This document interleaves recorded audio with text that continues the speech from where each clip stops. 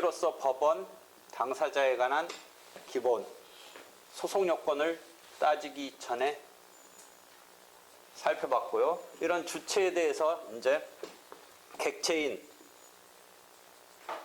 청구, 소송물, 대상 이것을 살펴보는 단계로 넘어갈 건데 이 당사자에 아울러서 대리인이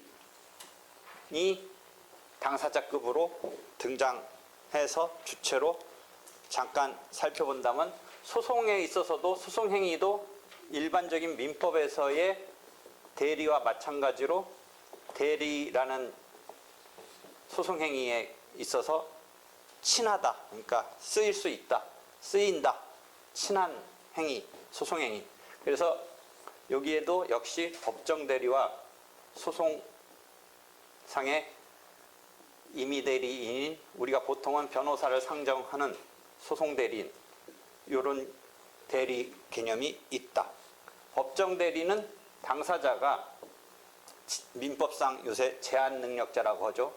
이러한 제한능력자, 즉 미성년자나 피성년 후견인 이런 제도 등이 있기 때문에 그러한 자에 대해서 능력이 뭔가 문제가 있어서 여기서 소송에서도 능력 개념을 투입해서 소송상 무능력자로 취급할 그런 상황이 나타나고 그러한 제한 능력자한테 민법에서 마찬가지로 법정 대리인이라는 개념이 등장해요. 그래서 당사자에 관한 첫 조문인 51조를 보면 이런 법정 대리나 법정 대리인에 관한 것은 이 법에 즉 소송법에 특별한 정함이 없다면 실체법, 민법에 따른다. 이런 51조의 당사자의 첫 조문이 있어요. 당사자 능력이라든지 소송 능력이라든지 이런 당사자에 관한 어떤 총괄적인 첫 조문이에요. 그 다음에 법정 대리라든지 법정 대리인에 관한 것이지 이 민사소송법에 특별한 정함이 없다면 실체법에 의한다. 그래서 민사소송법에서 제한 능력자에 해당하는 소송 무능력자 개념이 있어요. 그래서 미성년자의 경우는 실체법에 친권자가 법정 대리인이 되듯이 여기서 그 친권자가 소송상 행위에도 법정 대리인이 돼서 대리 행위를 하는 거예요. 그러면 우리가 소장에 저번 때 소장의 필수적 기재사항으로서 248조 다음에 249조에 보면 원고 피고라는 당사자가 있고 대상에 대한 청구 취지와 청구 원인의 기재가 필요한데 이 당사자가 만약에 김누구라는 사람이 미성년자 17살짜리라면 요 밑에 법정 대리인으로서 친권자 부와 모가 기재되어야 돼요. 그래서 249조에 보면 소장의 필수적 기재사항, 필수적이라는 건 반드시 그러니까 기본적으로 누가 누구에게 무엇을 지금 해결해 달라고 법원에 밝히는 소장의 첫 서면에 청구 취지 청구원인 앞서서 원고 피고라는 당사자가 기재돼야 된다라고 하는데 조문을 보면 거기에 당사자 249조 1항을 보면 당사자 다음에 법정 대리인이 있어요. 그러니까 이 법정 대리인은 당사자가 만약 미성년자라든지 이런 경우에는 법정 대리인이 반드시 필수적 기재사항이에요. 만약에 당사자가 회사의 경우는 회사라는 게 자연인에 대해서 법인으로서 사람으로 취급되지만 회사는 무슨 주식회사라고 하지만 자연인과 달리 법정에 그 회사가 막 어떤 관념적인 회사가 조직이 이렇게 오는 게 아니라 대표자가 온단 말이죠. 그러니까 그 대표자의 기재도 반드시 있어야 돼요. 그래서 피고가 만약 무슨 주식회사라면 거기에 대표자, 사장 이런 사람들의 기재가 반드시 필요해요. 그래서 249조에 보면 당사자 다음에 법정 대리인의 기재가 필요한데 이 조문의 마지막 가서 보면 64조에 보면 법인 등에 대해서 그 대표자는 법정 대리인에 관한 규정을 준용한다. 이렇게 되어 있어요. 자연인은 일반적으로 미성년자 등이 아니라면 피성년 후견자가 아니라면 법정 대리인 생각할 필요 없는데 회사의 경우는 그런 능력 개념에서 문제는 없지만 관념적인 회사라는 존재에서 실제 이 소송을 와가지고 한다라고 할 때는 마치 능력에 있어서 소송을 주체로 될 수 관념적으로 없기 때문에 그 경우에 우리가 관념적으로 실제 누가 등장시키냐, 대표자가 와서 하는 건데, 그때는 마치 미성년자의 법정 대리인처럼 조금 틀린 것이긴 하지만 법정 대리인에 관한 규정을 준용한다라고 하고 있기 때문에 64조에다가 249조 1항을 매치시키면 당사자가 법인의 경우라면 그 대표자는 법정 대리인처럼 하는 것으로 해서 법정 대리인의 기재가 있어야 돼요.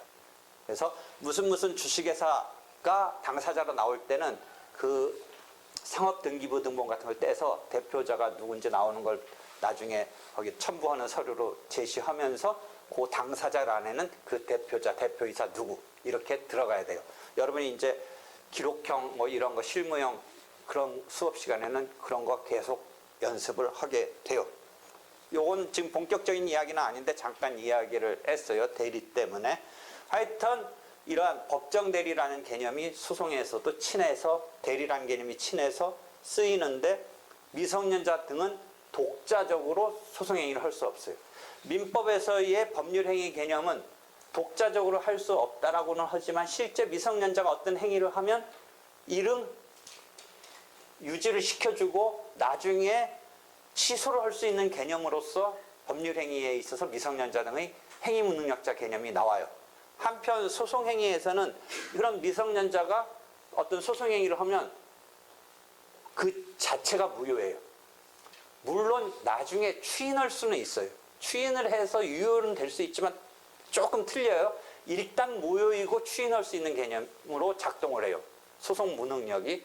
근데 민법에서의 행위능력자, 행위무능력자, 제한능력자, 제한능력자의 개념은 민법에서 이제 제한능력자라고 하는데, 제한능력자가 직접 법률행위를 펼치면 유동적으로 그냥 놔둔 상태에서 나중에 뭐 추인도 할 수는 있지만 취소할 수 있다 정도에서의 일단은 놔두고 취소로 가는데, 소송에서의 제한능력자의 소송행위는 그 자체가 무효예요.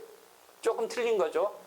민법에서의 제한능력자 행위는 이런 뭔가 문제는 있고 하자는 갖고 가지만 취소되지 않으면 그냥 되는 거예요.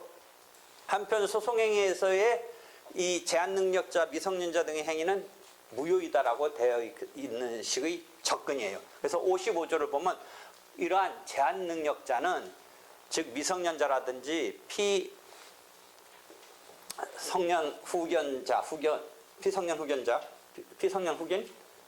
후견인은 법정 대리인에 의하여서만 이 소송행위를 펼칠 수 있도록 조문을 세팅을 하고 있기 때문에 이 소송행위의 국면에서는 일단 그 문제가 드러나는 것으로서 무효이고, 다만 추인할 여지, 보정 추인할 여지를 두고 있을 뿐이에요. 조금 틀린 관점이에요. 같은 이런 행위 능력, 행위 제한 능력, 뭐 소송 무능력 이런 개념에서 민법적인 이 접근과 지금 소송법에서의 접근이 조금 그 부분에서 차이가 있어요.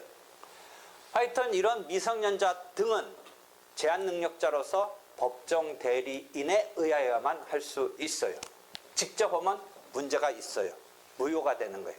다만 나중에 추인할 여지는 있지만 그런 개념으로서 법정 대리인의 개념이 나와요.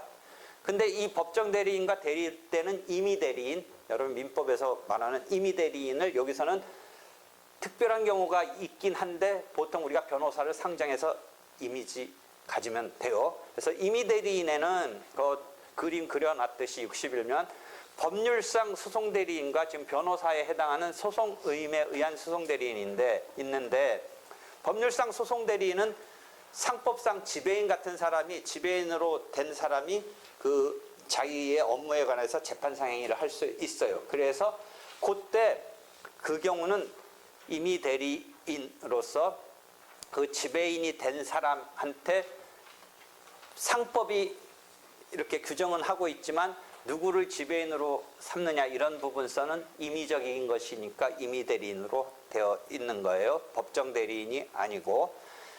그러한 상법상의 지배인이라든지 뭐 선장 등이 이제 해상에서의 어떤 문제와 관련해서 이제 대리권을 갖는 경우가 법률상, 상법상이라는 의미에서 법률상 소송 대리인이 될 수 있는 이런 영역이 있지만 이제 그런 특수한 경우가 있고, 한편 우리가 일반적으로 생각하는 임의 대리인 속에 소송 의임에 의한, 그러니까 본인의 수권에 의해서, 수권, 그러니까 권리, 권한을 주는 것에 의해서 또는 받을 숫자로 쓴다면 받는 것에 의해서 대리인으로 등장하는 이 변호사가 지금 87조 이하에서 있어요.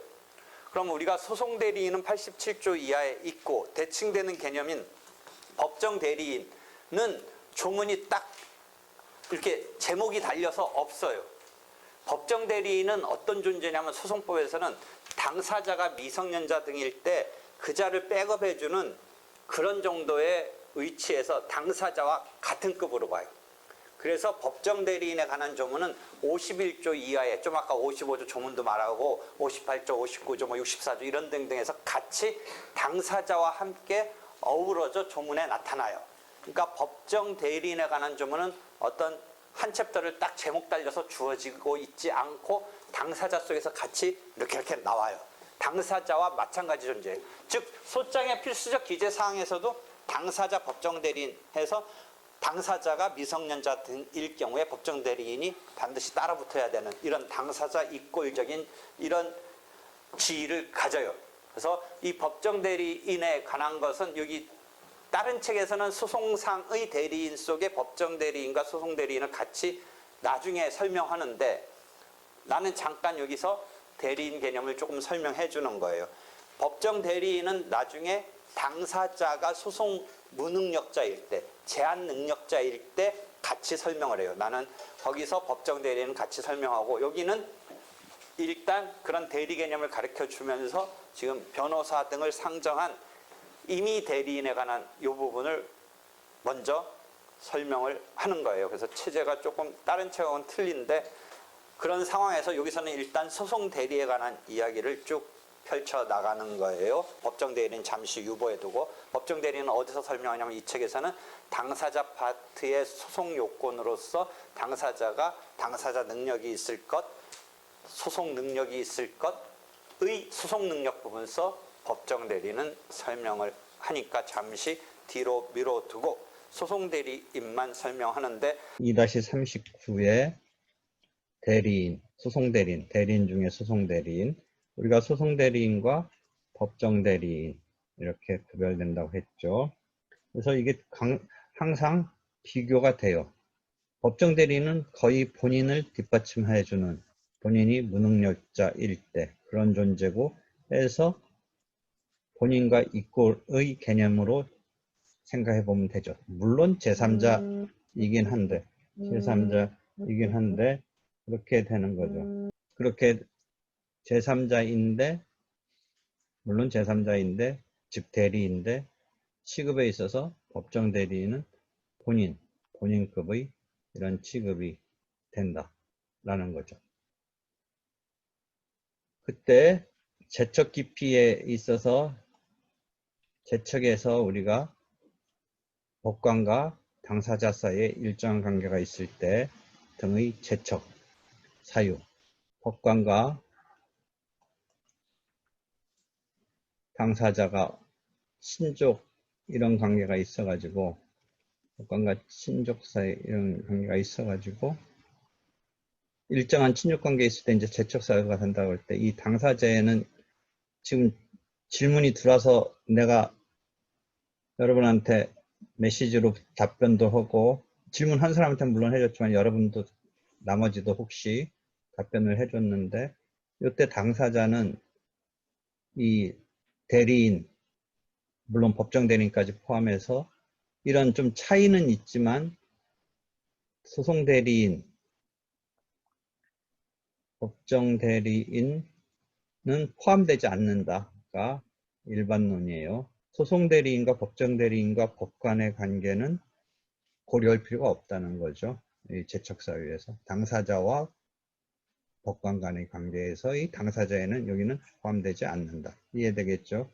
다시 돌아가서 재척에 있어서 41조의 법관과 당사자 사이에서의 일정한 친족 관계가 재척 사유가 된다라고 할 때의 당사자에는 법정 대리인도 속하지 않고 물론 소송 대리인도 속하지 않는다. 그런데 법정 대리인이 이 본인과 마찬가지의 취급이 되는 여러 가지 상황을 이제 보게 될 거예요. 하여튼 대리. 이 소송 대리인이 이제 여기서 포인트는 여러분이 읽어가 보면 되는데, 변호사에 있어서 우리가 강제주의를 채택하지는 않고 대리 원칙, 이런 원칙이 채택되어 있어요. 이게 무슨 차이냐?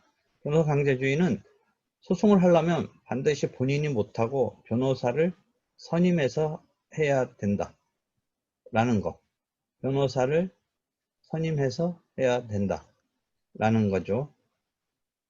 근데 우리는 거기까지는 아니라는 거죠. 독일이 변호사 강제주의를 취하고 있죠.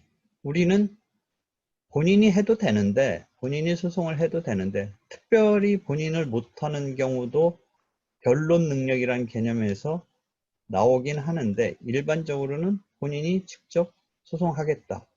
근데 본인이 전문적 지식이나 시간이 없어서 누구를 대리를 시키려면 시킬 수 있다. 민법에서 마찬가지죠. 본인의 능력을 보충, 강화하는 것이죠. 그랬을 때 소송에서는 무조건 제3자 아무나 시킬 수 있는 게 아니고 변호사에게만 시킬 수 있다. 변호사에게만 시킬 수 있다. 라는 게 변호사 대리의 원칙 87조. 소송 대리인 조문은 87조 이하에서 펼쳐져요. 87조 이하에서 조문이.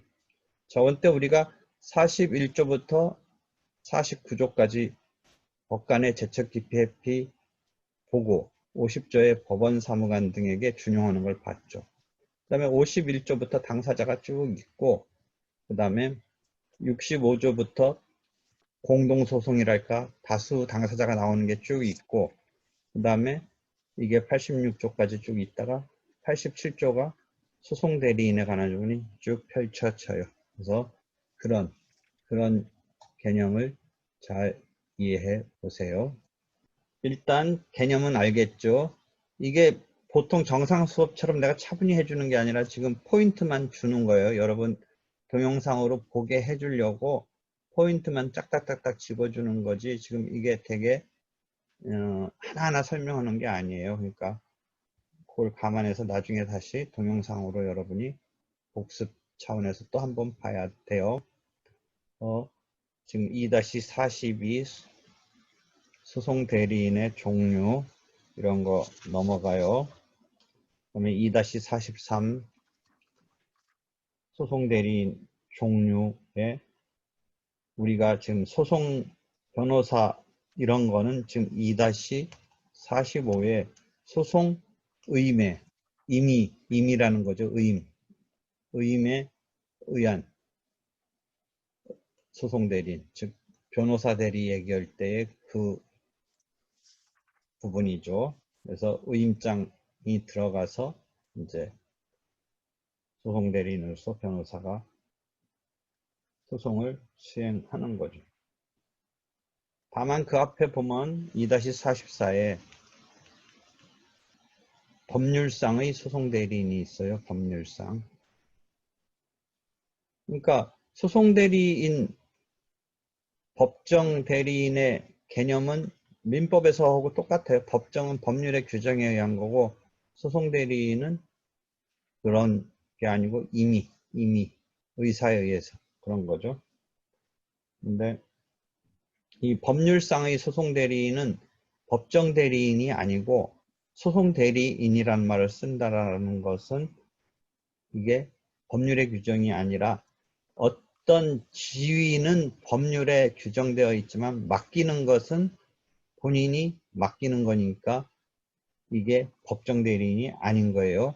다시 봐봐요. 개념 헷갈리면 안 돼요. 2-44에 예를 들어 쭉 2-44 보면 영업에 관한 재판상의 행위를 할 수 있는 지배인. 그러니까 지배인이라는 개념이 있고 상법에 규율되어 있지만 본인이 너를 지배인으로 이렇게 해서 택하는 거잖아요. 그럼 지배인이라는 사람의 지위는 재판상 행위를 할 수 있어서 재판상 행위를 할 수 있기 때문에 소송도 진행할 수 있는 거예요.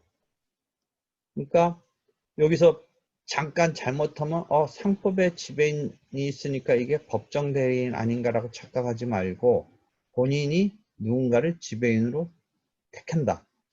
지배인 해달라고 한다. 라는 부분에서 임의 대리인이죠. 다만 이제 지배인이 되면 규율에 의해서 재판상행위를 진행할 수 있는 거죠. 그 대신 반대로 미성년자에 대해서는 자기 부모가 친권자가 법정 대리인이 되는데 이 사람이 부모를 택하는 게 아니잖아요. 구별할 수 있겠어요? 법정 대리인은. 법률에 미성년자에 대해서는 친권을 공동으로 행사한다. 라는 등등에 의해서 이제 대리가 되는 거죠. 그러니까 미성년자 본인이 부모를 이게 택하는 게 아니니까 이 경우는 임의라는 말을 쓰는 게 아니고 법률의 규정에 의해서 법정 대리인이 되는 것이죠. 이해되겠죠? 그런 개념 쭉쭉쭉쭉 나가요. 그 다음에 2-48. 2-48에 가서 보면 이제 아까 말한 변호사 대리 원칙이 나오죠. 여러분이 이제 어떻게 보면 소송에서 제일 여러분이 변호사 되는 거니까 그 부분이 여러분이 잘 알아둬야 되는 거죠. 2-47은 변호사 강제주의 얘기를 잠깐 하고 우리는 변호사 강제주의는 아니죠. 지금 헌법재판에는 변호사 강제주의가 있지만 그건 아니죠. 그 다음에 2-48에 변호사 대리 원칙에서 예외를 인정하고 있죠. 예외. 아까 말한 대로 누군가를 대리를 시키려면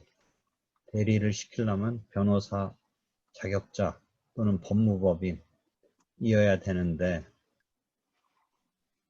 예외로서 몇 개가 있는데 요거 알아둬야 되죠. 단독사건 가운데 일정한 사건. 우리가 저번 때 법원의 구성에서 합의체와 단독체, 판사 1인, 판사 3인 이런 이야기를 하면서 1심에서는 단독재판부와 합의재판부가 있다 라고 하는데 그럼 그게 이 사건이 합의체로 가느냐 단독체로 가느냐 그래서 사건 번호도 가단 가합이 붙는다고 그랬죠. 1심 사건은 가가 붙는데 단독 합 물론 여기 소액 사건도 있는데 이렇게 된다라고 했을 때 이 단독은 현재 소가라고 그래요. 소송 목적의 값. 예를 들어 3억 원 손해배상 청구한다면 그게 소송 목적의 값이 되는 건데 2억이 기준이에요. 2억 이하 2억까지가 단독재판부 2억 원을 이제 초과하면 합의재판부예요. 그러니까 단독재판부의 경우는 금액적으로 이제 조금 합의부보다는 작은 금액인데 물론 본인은 금액이 크냐 작으냐가 다 상대적 개념이죠. 근데 여기서는 절대적 개념으로 2억 원 이하에서는 단독사건이죠.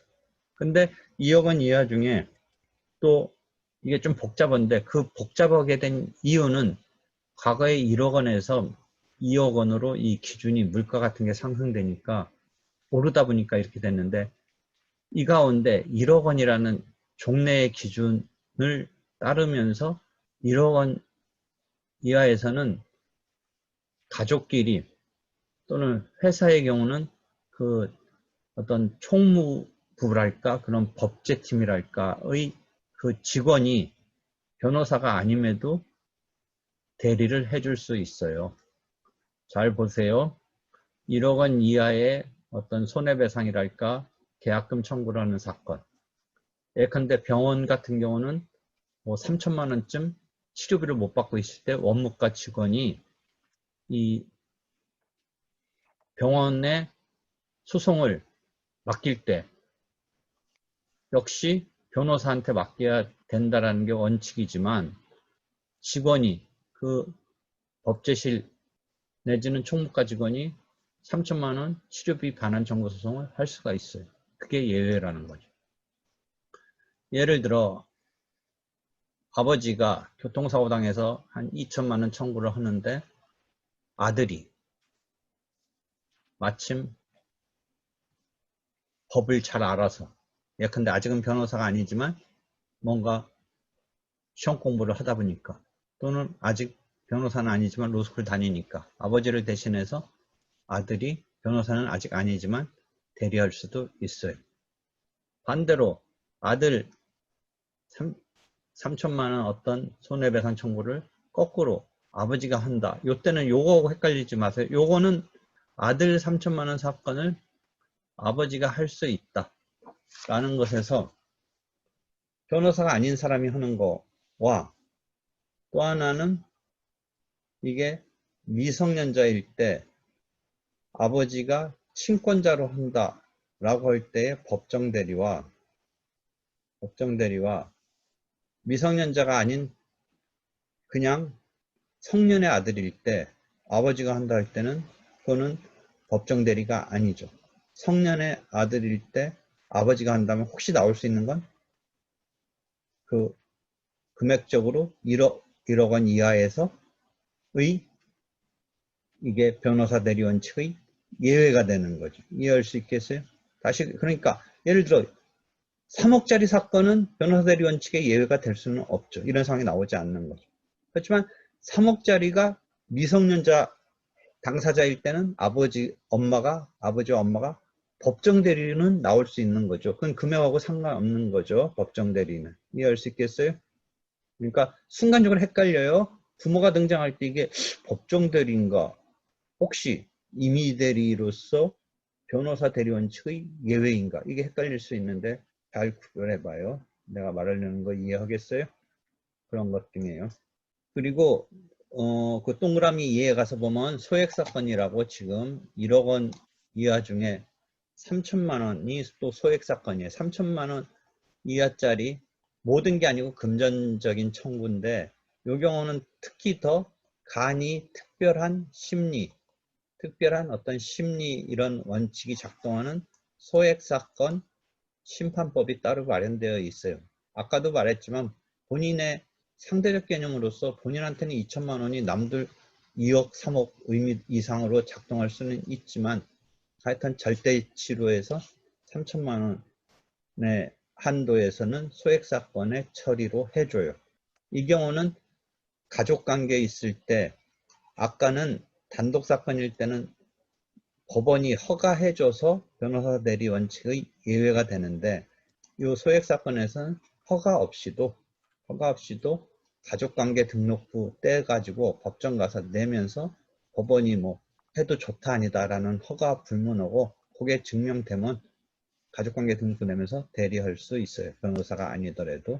그러니까 소액사건은 조금 더 포인트는 허가 없이도 왼쪽 248 2의 48 부분서의 상황은 단독사건 가운데 2억 원 이하가 단독사건인데 모든 경우가 아니고 1억 원 정도의 기준에서 허가를 받아서 변호사 대리 원칙이 예외이다. 이해할 수 있겠죠?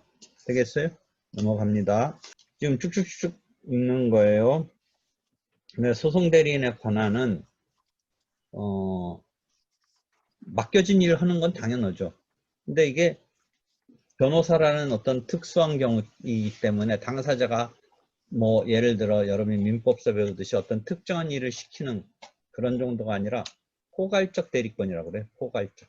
변호사로서 소송을 수행할 때 등장하는 것에 대해서 포괄적. 그러니까 이걸 개개개개개 뭐 하나하나 쪼개서 이렇게 맡겨지는 게 아니라 포괄적으로 맡겨지는 대리권이다 라는 거죠. 근데 이제 조금 중요하기 때문에 특별히 수권을 해야 되는 부분도 있어요. 그런 것을 특별 수권 사항이라고 그래요. 2-51 보면. 그래서 예를 들어 상소제기 같은 경우 이런 거는 특별히 주어야 된다 라고 하는 거죠. 뭐 때문에 그런 얘기 나오냐면 하나 여기 용어 비슷한 거 신급대리의 원칙이라고 그래요. 소송대리는 만약 1심, 2심, 3심으로 간다면 1심, 2심, 3심으로 간다면 이게 신급마다 대리권을 부여하는 거예요. 물론 당사자는 처음에 맡길 때 소송 혹시 항소도 해야 되고 상고도 해야 되면 다 맡아주는 거 아니냐. 물론 실제 맡으면 다 맡아주기도 하겠죠. 그렇지만 원칙으로는 이게 신급마다의 대리라는 거죠. 신급마다의 대리. 이해하겠죠? 그걸 신급대리 원칙이라고 그래요. 그러니까 상소 제기를 특별히 해주지 않으면 그 판결이 이제 송달되면서 변호사의 대리권은 그 신급으로 마무리되는 거죠. 그 다음에 항소를 하려면 다시 대리권을 수여해야 되는데 어디까지는 해줄 수 있게 수권을 하냐면 상소 내달라, 상소 제기해달라 이렇게까지 특별히 맡겨지는 특별 수권 사항이다 라는 것이죠. 그래서 그런 등등 중요하죠. 그 다음에 2-50의 동그라미 3은 실체법상 행위도 할 수 있다. 이게 이제 소송에서 이루어지는 의미이지만 실체법상 행위도 할 수 있다라는 거죠. 그래서 본인이 가지고 있는 취소, 여러 민법 총칙 등의 취소권, 계약법의 해제권 이런 거 변호사가 할 수 있다는 거죠. 원래 본인이 갖고 있었던 그런 법률 관계에서 나오는 그런 건데 그런 실체법상 행위를 할 수 있다라는 거죠. 되겠죠? 그래서 소송 대리인의 지위는 2-52에 가면 제3자라는 거죠. 이게 극명하게 법정 대리와 대비될 수 있는 그 부분이죠. 그다음에 소송 수행자로서의 지위. 일단 개요만 이해하고 넘어가요. 그 다음에 2-54 당사자의 경정권. 당사자가 법정에서 보통은 소송 대리 변호사를 시켜놨으면 당사자가 안 갈 수도 있는데 당사자가 이제 변호사가 어떤 얘기를 하는 것을 법률적인 것은 변호사가 전문가니까 당사자가 어떻게 할 수 없지만 사실상 진술을 본인이 껴들어서 그거 아니다라고 취소, 경정 등을 할 수 있는 이런 권리가 있는 거죠. 그렇게 되면 변호사, 소송 대리인이 했던 것은 당사자가 아니라고 하니까 그 진술은 효력이 없게 되는 거죠. 당사자가 아니라고 했으니까. 그런 얘기가 2-54에 있네요. 이해되죠? 이게 변호사, 소송 대리인의 지위를 얘기해요. 2-55는 개별 대리의 원칙이라는 거죠. 복수, 2명의 변호사를 맡겼더라도 A랑 B한테 맡겼더라도 각자 하는 거지 둘이 만장일치로 하는 게 아니다 라는 게 개별 대리의 원칙이죠. 반면 법정 대리는 친권자가 친권을 공동으로 행사하는 거니까 미성년자의 법정 대리인 소송에서의 대리도 공동으로 행사한다. 이게 대비되는 개념이죠. 이쪽 소송 대리인은 개별 대리인데 반해서 법정 대리는 공동 대리이다라는 거죠. 되겠죠? 그 다음에 2-56 소송에서 예컨대 갑과 을이 소송을 하는데 이제 갑에게 변호사 A가 선임되어 있을 때 어떻게 되느냐? 소송 도중에 당사자가 사망하면 233조의 절차가 중단되고 상속인이 이 절차를 수개해야 한다라는 건데 일단 절차를 중단하는 이유는 왜 그래요? 한쪽이 사망했으니까 이게 대립당사자 구조 틀에서 사망이 됐으니까 절차 진행을 잠시 멈추는 거죠. 그런데 그게 238조에 가서 보면 이런 조문이 나와요. 그 죽은 사람한테 소송 대리인이 있으면 절차를 중단시키지 않는다. 그대로 진행한다. 이런 조문이 나와요. 즉 예외가 나와요. 그 이유는 소송 대리인이 백업을 해주니까 대립당사자 틀에서 백업을 해주니까 굳이 절차를 중단시킬 필요 없다라는 취지에서 238조가 예외를 인정하고 있어요. 되겠죠? 예외를 인정하고 있어요.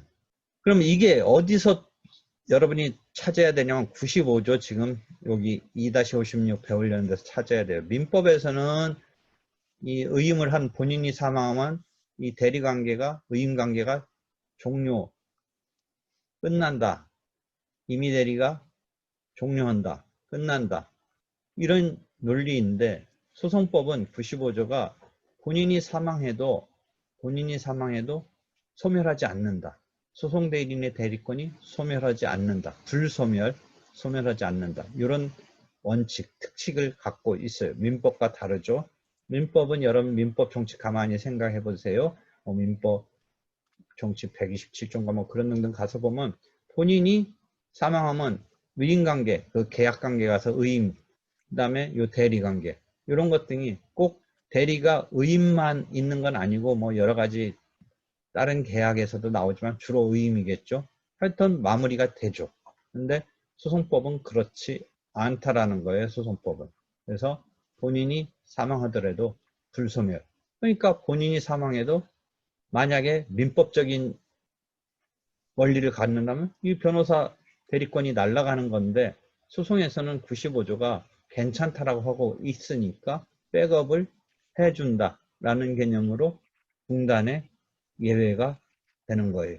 이해할 수 있겠죠? 그러니까 238조를 이해하려면 지금 여기서 나오는 요 95조 본인이 사망하더라도 불소멸의 특칙 이것을 이해해야 돼요. 그래서 제목도 2-56에 본인의 사망 등에 의한 대리권의 불소멸의 특칙 이렇게 잡아놨죠. 되겠죠?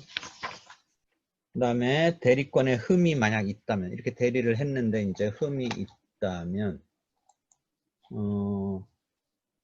소송 행위를 이렇게 변호사가 하는데 대리권에 흠이 있으면 이게 유효하지 않겠죠. 정상적이지 않는 거죠.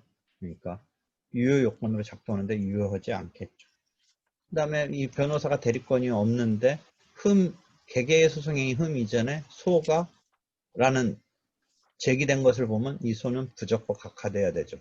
정상적인 대리권이 없으니까. 그러니까 이렇게 작동하죠. 소 자체가 부적법 각하, 소송이 부적법 각하되는 거와 개개의 소송행위가 무효로 되는 거죠. 다만 이것도 추인 같은 개념은 있을 수 있어요. 추인이라는 개념.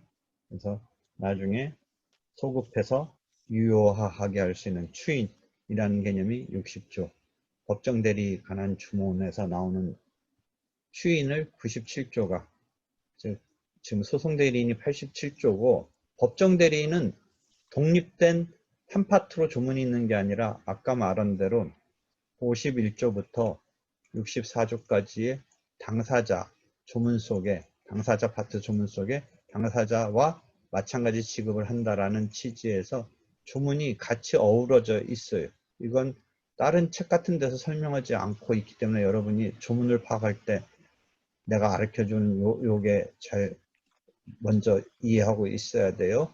쭉 조문을 보면 87조부터는 소송 대리인에 관한 조문이 있는데 소송 대리인의 조문이 있는데 이 법정 대리인은 따로 조문이 없고 당사자 조문 속에 당사자를 뒷받침해주는 존재로서 같이 어우러져 있는데 60조의 그 법정 대리인의 추인 관련, 대리 관련 그 조문을 지금 97조가 87조부터 소송 대리인에 관한 조문에 있어서 마지막 97조가 법정 대리인 앞에 나왔던 것을 준용하고 있어요.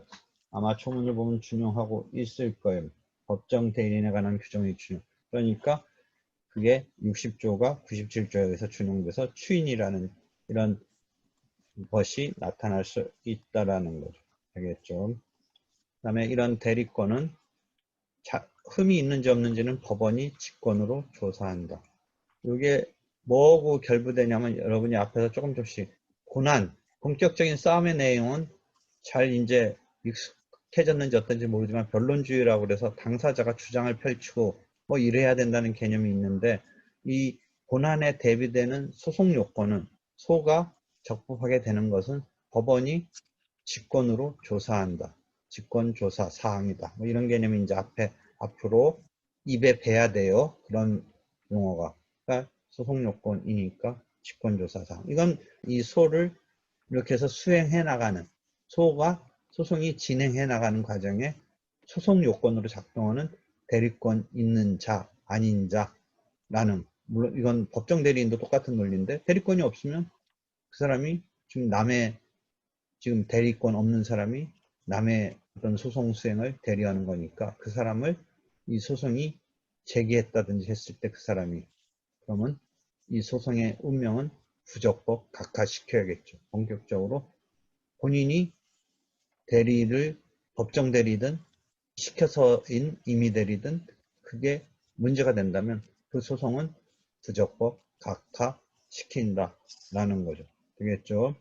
그 다음에 이제 여러분이 뭐 나중에 법조윤리 같은 데서 배우는데 쌍방대리가 금지된다. 그럼 뭐 그렇겠죠. 양쪽 다 이 사람이 대리해주면 문제 있겠죠. 쌍방대리 금지된다 라는 거죠.